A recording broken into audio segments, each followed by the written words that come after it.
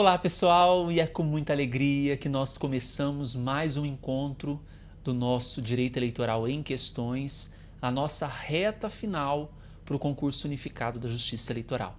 Esta é a nossa terceira aula e hoje nós vamos resolver questões sobre a organização da Justiça Eleitoral.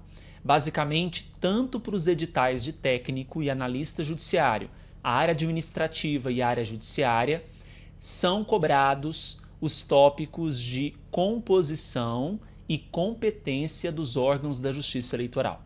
Então esta aula ela vai atingir a todos os cargos, tá? Todos os cargos de técnico judiciário, área administrativa, AJA e AJAJ, ok? Então essa é a nossa terceira aula. Você que não adquiriu o nosso curso ainda vai ter acesso a um pedacinho dessa aula apenas, mas para ter acesso a esta, as que já foram gravadas e todas as que virão, tem que adquirir o nosso curso no site eleitoralcombruno.com.br, ok? Se você não me segue no Instagram, @professorbrunoeleitoral. Temos lá dicas diárias para vocês de direito eleitoral.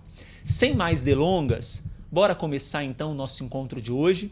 Vamos então resolver a nossa primeira questão. E como de praxe, eu tenho colocado os tópicos dos cargos que estão sendo cobrados na questão. Então, por exemplo, essa primeira questão, ela é exigida, o tópico dela, no 1.2.2 para técnico judiciário, área administrativa e AJA, e o tópico 5.2 para AJJ. Vejam só o que diz a questão. Compete ao Tribunal Superior Eleitoral julgar originariamente o registro de candidatura ao cargo de senador. Então aqui a questão versa sobre competência.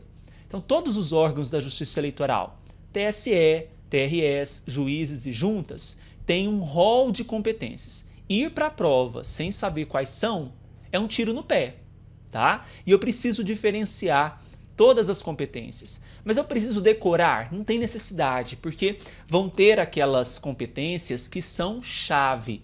Essas competências chave é o que nos interessa, é o que vai nos chamar a atenção para a prova. E quando eu falo de processar e julgar registro de candidatura, é uma competência chave para o TSE e para os TRS, basicamente, tá? Bom, quando eu falo de competência, eu tenho competências que são originárias, eu tenho competências que são recursais, eu tenho competências que são privativas. As privativas, basicamente, são as chamadas também de competências administrativas, tá? A questão aqui versou sobre uma competência originária, que é processar e julgar registro de candidatura.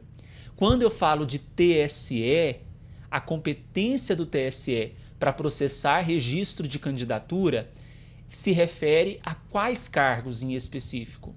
Presidente da República e vice-presidente da República. Senador? Não.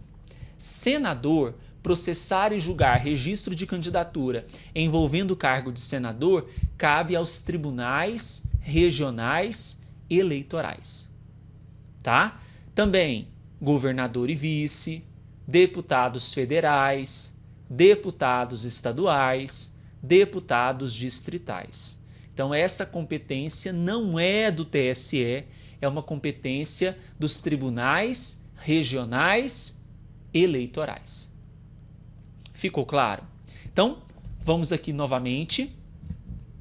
Vejam, nós estamos diante, então, de uma competência que é dos tribunais regionais eleitorais. Vocês vão corrigir aí na questão. Cabe aos TRS. Se ficar a curiosidade para o artigo, né, onde que está previsto isso, vocês podem observar também aqui o artigo 35, inciso 12 do Código Eleitoral. Então a questão número 1, incorreta. Ok? Podemos passar para a próxima, número 2. Essa questão número 2, ela foi cobrada em 2023 e exige o tópico 1.2.1 para técnico e analista judiciário área administrativa, tá? E 5.2 para AJ, certo? Então vamos lá. Não há impedimento legal para que cidadãos tenham entre si parentesco, ainda que por afinidade, até o 2º grau, seja o vínculo legítimo ou ilegítimo, venham a compor o Tribunal Superior Eleitoral na qualidade de magistrados. Essa questão número 2, ela exige de nós entender que dentro do Tribunal Superior Eleitoral nós vamos ter algumas vedações de pessoas que integram essa corte. Então, existe um dispositivo no Código Eleitoral que fala sobre esse impedimento. Então, se nós observarmos a previsão do artigo 16, parágrafo 1º do Código Eleitoral, ele é muito claro quando ele afirma o seguinte, que não vão poder fazer parte do TSE cidadãos que tenham entre si, então ele utiliza a nomenclatura aqui, cidadãos. Então nós temos aqui cidadãos que tenham entre si parentesco, ainda que por afinidade, só que essa vedação, ela se dá até o 4º grau, tá? Então, cidadãos até o 4º grau não vão poder fazer parte do Tribunal Superior Eleitoral. É o que nos orienta o artigo 16, parágrafo 1º. É uma vedação imposta na composição do Tribunal Superior Eleitoral. Então, se nós voltarmos aqui à questão, ela fala que não há impedimento legal para que cidadãos que tenham entre si parentesco, ainda que por afinidade, até o 2º grau, seja o vínculo legítimo ou ilegítimo, venham a compor o TSE na qualidade de magistrados. Tá errado, pessoal. Erradíssimo. Né? Por que tá errado? Porque esse impedimento, ele acontece até o 4º grau. Então, o impedimento é até o 4º grau. Então, o 2º grau tem impedimento? Tem, porque é até o 4º grau. 3º grau também? Também. Então, anote o artigo de referência para a questão, artigo 16, Código Eleitoral, artigo 16, parágrafo 1º. Então, questão incorreta, tá? 3. Essa questão foi de 2019. Então, nós temos aqui o tópico 1.2.1 para técnico e AJA e o 5.2 para AJJ. Vejam, a composição do TSE ela é diferenciada, com previsão de integrantes provenientes da magistratura, da advocacia e do Ministério Público. Teve questões, né, falando disso. A composição dos órgãos da Justiça Eleitoral, basicamente TSE, TRS, até mesmo as juntas, é eclética. Nós temos integrantes de diversas classes, vamos dizer assim. O TSE não é diferente. Nós temos juízes que são oriundos dos ministros do STF, eu tenho juízes que são oriundos do STJ, eu tenho também a classe de advogados, né? Nós temos 2 advogados compondo o TSE. Agora, o que eu não tenho é membros do Ministério Público integrando o Tribunal Superior Eleitoral. Isso eu não tenho. Então, quando eu falo de composição do TSE, a gente tem aqui, né? 3 juízes que são ministros do STF, 2 do STJ, e eu tenho ainda 2 advogados, e esses advogados eles são indicados pelo STF.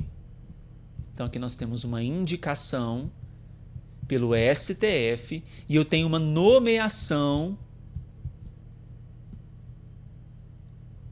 feita pelo presidente da República. Total 7 integrantes. Então, ela é diferenciada? Sim. Tem integrantes da magistratura? Tem. Do STF STJ. Da advocacia, tem advogados, são 2. Temos do Ministério Público? Não tenho integrantes do Ministério Público compondo, sendo integrantes do Tribunal Superior Eleitoral, tá? Então, sobre a composição, vocês vão observar isso na Constituição, no artigo 119. Então, vamos anotar aqui. Constituição Federal, artigo 119. Próxima questão, número 4. Essa questão é legal também. Vejam, a legislação garante vitaliciedade e inamovibilidade aos juízes dos tribunais eleitorais. E aí? Gente, algumas características da justiça eleitoral divergem dos juízes da justiça comum, por exemplo. Na justiça comum, depois de 2 anos, os juízes adquirem vitaliciedade, né? São inamovíveis, exceto a critério do bem público, né? A critério que oriente o serviço público, que oriente a necessidade pública de remoção, né? de mudança, de movimentação. Bom, na justiça eleitoral é um pouco diferente, porque na justiça eleitoral, os juízes eleitorais, eles não são vitalícios, eles vão exercer as funções eleitorais por um certo tempo.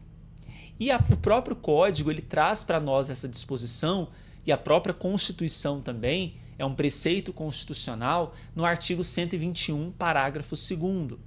Então, o artigo 121, parágrafo 2º da Constituição fala que os juízes dos tribunais eleitorais, salvo